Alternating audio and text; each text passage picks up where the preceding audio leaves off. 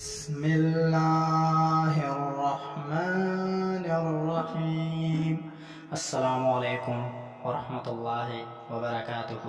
اگر آپ ہمارے چینل پر نئے ہیں تو ایسے اسلامی وظائف و واقعات کے لیے ہمارے چینل کو سبسکرائب کریں اور ساتھ میں بیل آئیکن کو بھی دبائیں تاکہ ہماری ہر نئی آنے والی ویڈیو آپ تک پہنچ سکے۔ حضرت ابراہیم علیہ السلام کا نمرود سے مناظرہ۔ ارشاد باری تعالیٰ ہے، بلا تم نے اس شخص کو نہیں دیکھا جو اس غرور کے سبب سے کہ اللہ نے اس کو سلطنت بخشی تھی، ابراہیم سے پروردگار کے بارے میں جھگڑنے لگا۔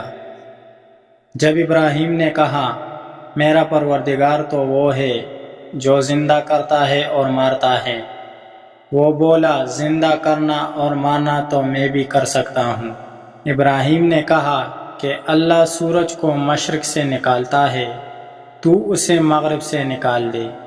یہ سن کر کافر ششدر رہ گیا، اور اللہ تعالیٰ ظالم لوگوں کو ہدایت نہیں دیا کرتا۔ اس مقام پر اللہ تعالیٰ نے اپنے خلیل علیہ السلام کا اس سرکش ظالم بادشاہ سے مناظرہ بیان فرمایا جس نے رب ہونے کا دعویٰ کیا تھا۔ حضرت ابراہیم خلیل الرحمن علیہ السلام نے اس کی دلیل کو غلط ثابت کر دیا، اس کی جہالت اور کم عقلی کو اشکارا کر دیا، دلیل کے میدان میں اس کا منہ بند کر دیا اور اس کے سامنے سیدھا راستہ واضح فرما دیا۔ مجاہد رحمہ اللہ اور دیگر حضرات بیان کرتے ہیں کہ یہ شخص پوری دنیا پر حکومت کرتا تھا، کیونکہ علماء کے قول کے مطابق 4 بادشاہوں نے پوری دنیا پر حکومت کی ہے، جن میں سے 2 مومن تھے اور 2 کافر۔ مومن تو ذوالقرنین اور سلیمان علیہ السلام ہیں، اور کافر نمرود اور بخت نصر ہے۔ علماء فرماتے ہیں کہ نمرود مسلسل 400 سال بادشاہ رہا۔ اس نے سرکشی، ظلم اور تکبر کا راستہ اختیار کیا اور آخرت کی بجائے دنیا کا حصول پیش نظر رکھا۔ جب اسے حضرت ابراہیم علیہ السلام نے اللہ وحدہ لا شریک کی عبادت کی دعوت دی تو اس نے جہالت اور گمراہی کی وجہ سے خالق کا انکار کر دیا۔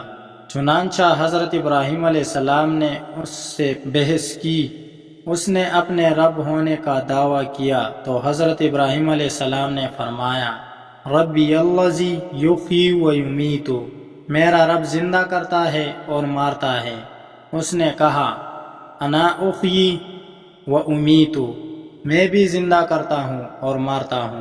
قتادہ سدی اور محمد بن اسحاق رحمہ اللہ بیان کرتے ہیں کہ اس کے سامنے 2 آدمی پیش کیے گئے جن کے لیے سزائے موت کا فیصلہ ہو چکا تھا۔ اس نے ایک کو قتل کرنے کا حکم دیا اور دوسرے کو معاف کر دیا۔ اس طرح اس نے یہ فریب دیا کہ اس نے ایک کو موت دے دی اور دوسرے کو زندگی بخش دی۔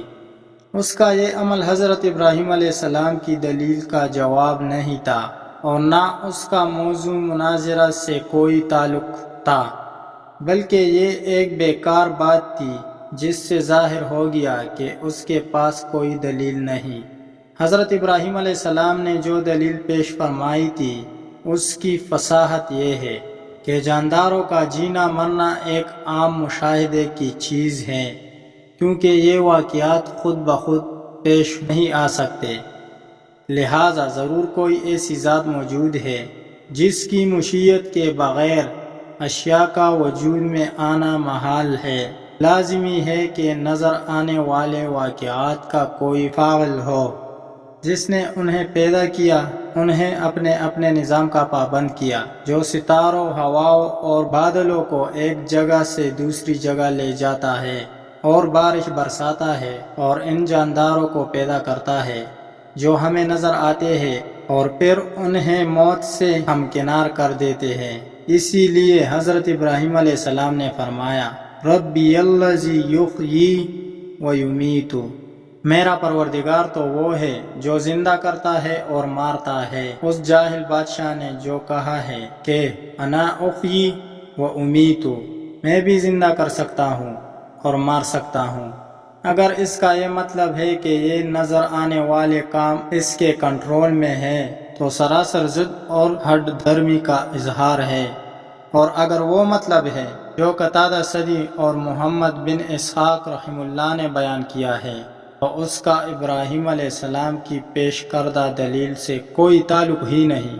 اس نے نہ تو مقدمے کو غلط ثابت کیا ہے نہ دلیل کے مقابل دلیل پیش کی، چونکہ بحث میں اس کی شکست کا یہ پہلو ایسا ہے جو حاضرین یا دوسرے لوگوں میں سے بہت سے افراد کی سمجھ میں آنے والا نہیں تھا، اس لیے حضرت ابراہیم علیہ السلام نے ایک اور دلیل پیش کر دی جس سے نہایت واضح طور پر خالق کا وجود اور نمرود کے دعوے کا بطلان ثابت ہوتا تھا۔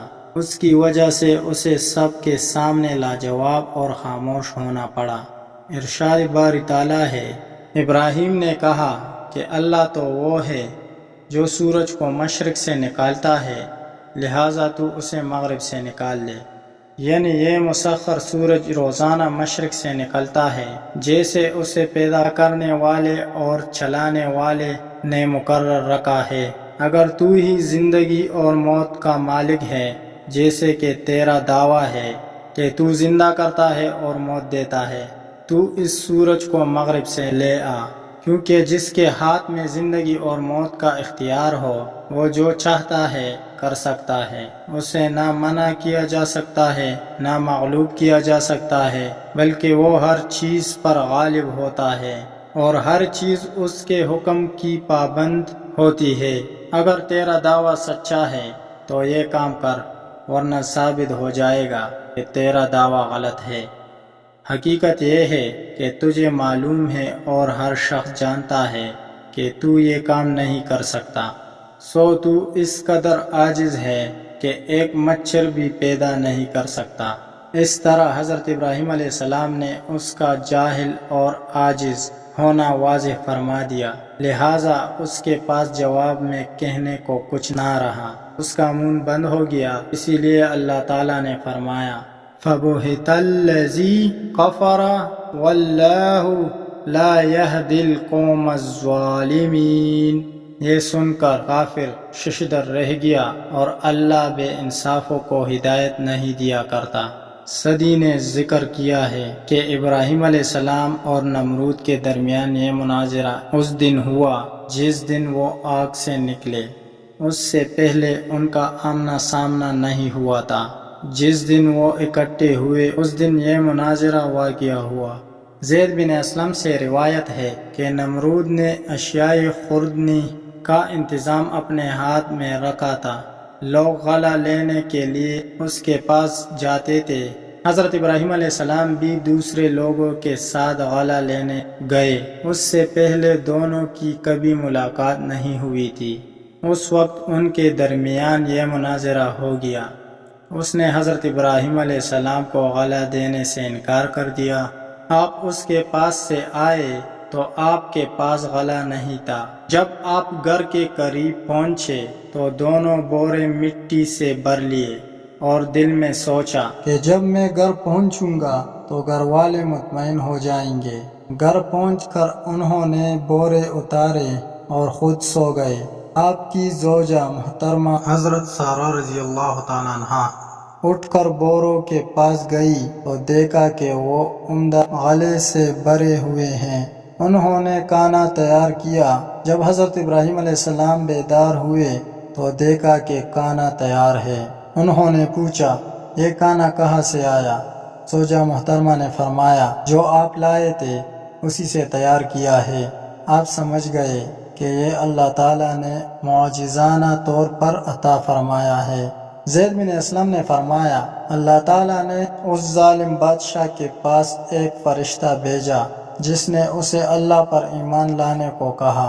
اس نے انکار کر دیا۔ اس نے دوبارہ ایمان کی دعوت دی، اس نے پھر انکار کر دیا۔ اس نے تیسری بار ایمان کی دعوت دی تو اس نے پھر انکار کیا اور کہا تو اپنے لشکر جمع کر لے، میں اپنے لشکر جمع کرتا ہوں۔ طلوع آفتاب کے وقت نمرود نے اپنی تمام فوجیں جمع کر لیے۔ اللہ تعالیٰ نے اتنے مچھر بھیج دیے کہ سورج ان کی اونٹ میں چھپ گیا۔ اللہ نے لشکر والوں پر مچھر مسلط کر دیے۔ انہوں نے ان کا گوشت اس طرح کھا لیا کہ صرف ہڈیاں باقی رہ گئے۔ ایک مچھر بادشاہ کی ناک میں داخل ہو گیا۔ اللہ نے اس کے ذریعے سے اسے 400 سال عذاب میں مبتلا رکھا، چنانچہ اس کے سر پر ہتھوڑے مارے جاتے تھے، حتیٰ کہ وہ اللہ کے حکم سے ہلاک ہو گیا۔